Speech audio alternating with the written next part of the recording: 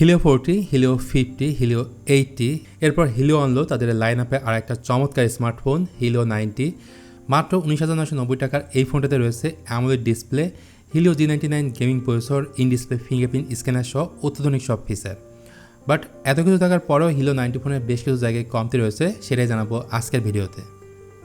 তো বস কন্টেন্ট হিসেবে এই ফোনের সঙ্গে যা যা পাবেন: warranty card, transparent back cover, sim ejector pin, 33 ওয়াটের fast charger, type C to type C cable এবং হেডফোন, যারা সাধারণত কোনো ফোনের সাথে আজকাল থাকে না।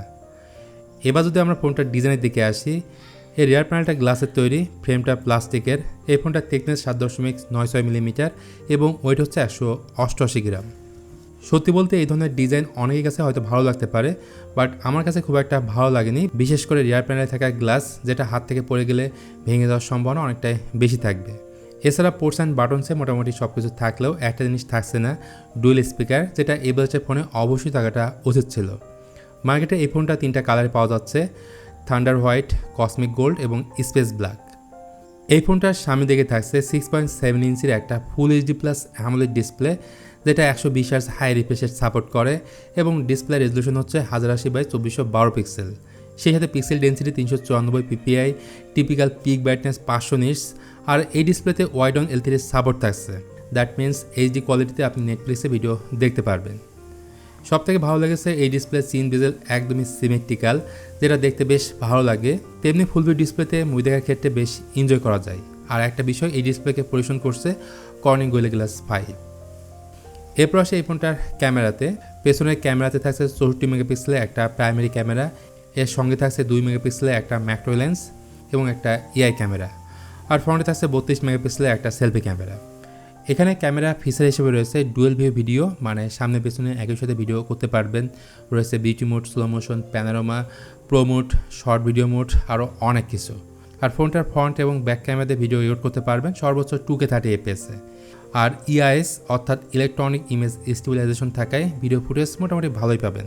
দেন এই ফোনটাতে রয়েছে এপিআই সাপোর্ট, অর্থাৎ এই ফোনটাতে জিক্যাম ইউজ করতে পারবেন। তাছাড়া এই ফোনটা রান করছে অ্যান্ড্রয়েড 14-এ, যেটা অ্যান্ড্রয়েডের এখন পর্যন্ত লেটেস্ট অপারেটিং সিস্টেম।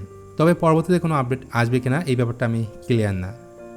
এবার আসা যাক পারফরমেন্স সেকশনে। তো প্রিভিয়াস Helio G80 ফোনের মতো এবারও Helio G90 ফোনে ব্যবহার হয়েছে কিন্তু same processor, MediaTek Helio G99।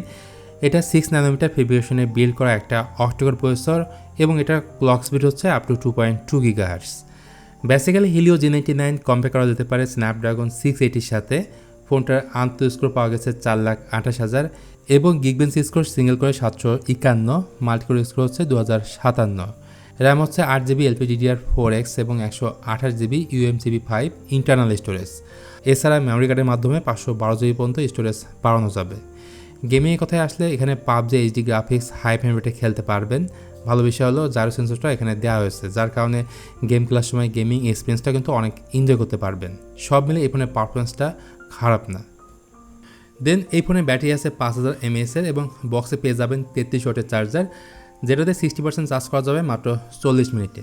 হ্যাঁ, এখানে বলতে হচ্ছে চার্জিংয়ের ক্ষেত্রে বেশ ভালো একটা ইম্প্রুভমেন্ট এনেছে Helio। তো ওভারঅল সব কিছু মিলিয়ে কয়েকটা জিনিস আমি মিস করেছি, যেমন 20,000 টাকা দামের এই ফোনটাতে অবশ্যই থাকা উচিত ছিল ডুয়েল স্পিকার, আল্ট্রাওয়াইড ক্যামেরা। তারপরও এই ফোনটা আপনাদের কাছে কেমন লাগলো সেটা অবশ্যই জানাবেন কমেন্ট করে। তো আজকে ভিডিওটা তাহলে এখানে শেষ করছি। ভিডিওটি আপনাদের কাছে কেমন লাগলো সেটা জানাতে পারেন কমেন্ট করে। আর ভিডিওটা ভালো লাগলে please hit the like button, share করতে পারেন আপনার বন্ধুদের সঙ্গে।